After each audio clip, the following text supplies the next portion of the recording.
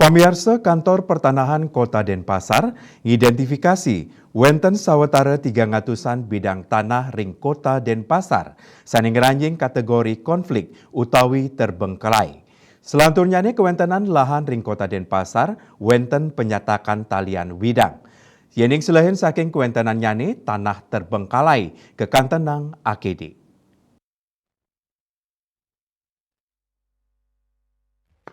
Kepala Kantor Pertanahan Kota Denpasar YC Fajar Nugroho Adi Mausang, tanah berkonflik utawi terlantar ring Kota Denpasar kuentenan nyane akidik, nanging mawinan subyek-subyek nyane ageng utawi megenah ring genah sane strategis ngawinang kepanggih Jimbar. Kawohin ring sajoning penataan akses lahan, tanah ring Kota Denpasar sampun jangkep artos nyane selain saking legalisasi aset sampun tinas.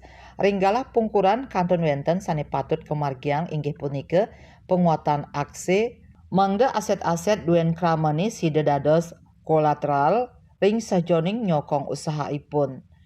Kepala Dinas Perumahan Kawasan Permukiman dan Pertanahan Perkim Kota Denpasar IGD Cipta Sudewa Atmajang Wadarang tanah-tanah berkonflik ring Kota Denpasar akehan kantun duen pribadi utawi swasta sane nenten kaanggen tur terlantar.